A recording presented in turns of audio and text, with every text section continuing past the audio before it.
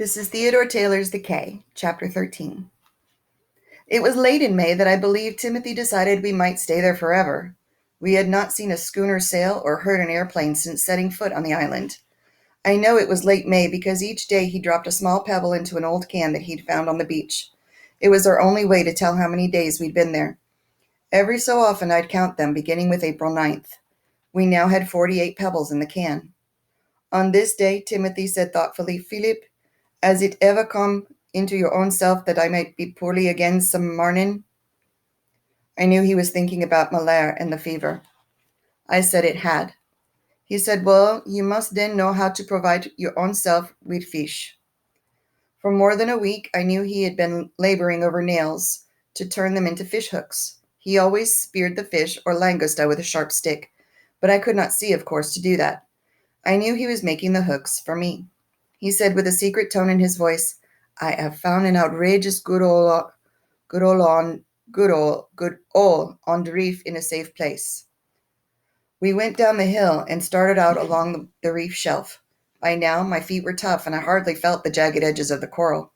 But I knew that lurking in the tide pools were the treacherous sea urchins. Stepping on them invited a sharp spine into your foot. And Timothy had already warned me that they very poison, they be giving you terrible pain. Every 2 feet, Timothy had driven a piece of driftwood deep into the coral crevices so that I could feel them as I went along. Neither of us knew what to do about the sea urchins, but Timothy said he'd think mightily about them. He had taken a large rock to smash them all along the path over the reef top, but in time they would come back. We went out about 50 feet along the reef, and then he said, "Now we fish." He described the hole to me. It was about 20 feet in diameter and 6 to 8 feet deep. The bottom was sandy, but mostly free of coral so that my hooks would not snag. He said there was a most natural opening to the sea so that the fish could swim in and out of this coral-walled pool. He took my hand to have me feel all around the edges of the hole. The coral had been smoothed over by centuries of sea wash. Timothy said that the sand in the seawater acted like a grindstone on the sharp edges of the coral. It was not completely smooth, but there were no jagged edges sticking out. "Now reach down here," Timothy said, "and tug off the mussel." I put my hand in the warm water, kneeling down over the ledge, and felt a mussel. But in ripping it loose, I lost my balance, and only Timothy's hand prevented me from falling in. If you are blind, the sensation of falling can be terrifying. My memory of the fall off the raft was still very clear. Timothy said, "Easy, dear Philip. Just sit a moment and relax." His voice was soothing. "If ever you do fall, just stay in the hole a while, feel which way the water washes, then follow it to the ledge, grab hold, and pull your own self out." Timothy guided my hands in opening the tough mussel shell and digging the slippery meat out to bait the hook. "'Tis an outrageous sharp knife, so be very careful of your fingers." Then he told me to feel the hook and slip the mussel bait over the barb. I'd fished many times with my father, and this was easy. Rusty bolts served as sinkers. Timothy had found several pieces of wood with bolts in them, had burned them, then raked the bolts out of the ashes. He'd unraveled a lifeline from the raft to make single strands for the fishing line. I dropped the hook and sinker overboard. In a moment, there was a sharp tug. I jerked, flipping the fish back over my shoulder so it would land on the reef.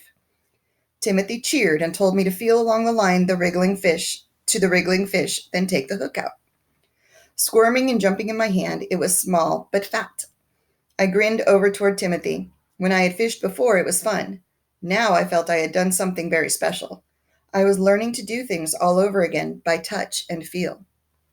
I said to Timothy, "This is outrageous humbug and good fish all." He laughed with pleasure. Every day after that, I did all the fishing. Timothy, of course, continued to get langosta. He had to dive for them, but I caught all the fish. After the third morning, he let me go out alone on the reef.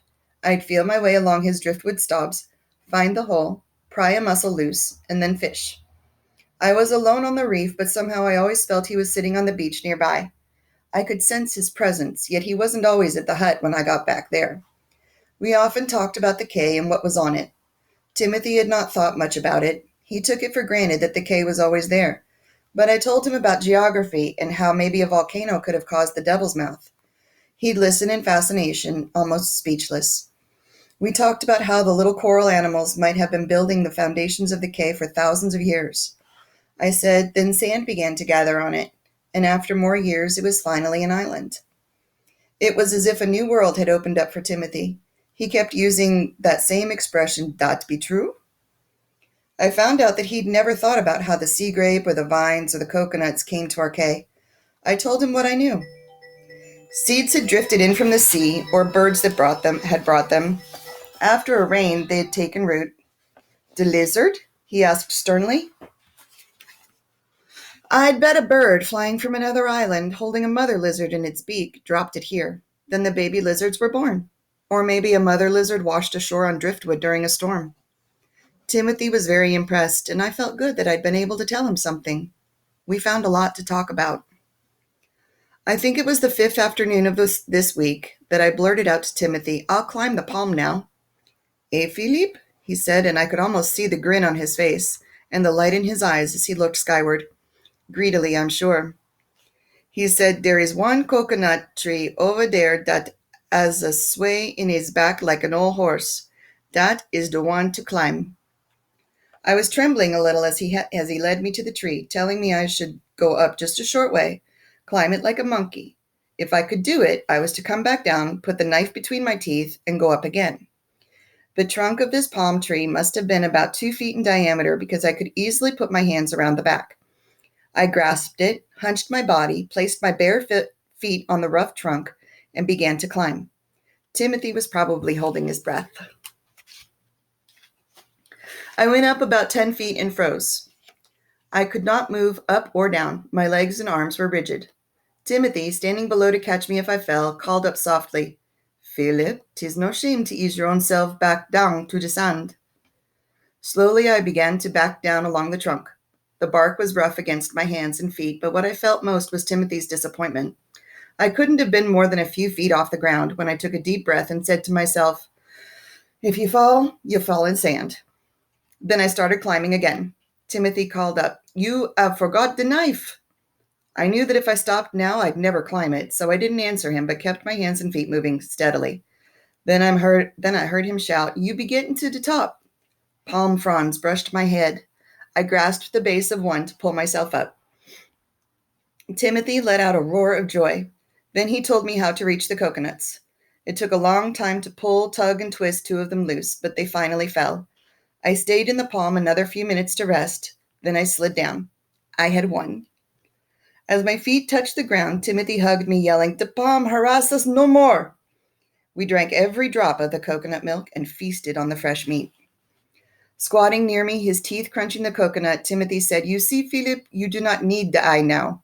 You have done without the eye what I couldn't do with my whole body. It was almost as if I'd graduated from the survival course that Timothy had been putting me through since we landed on the quay.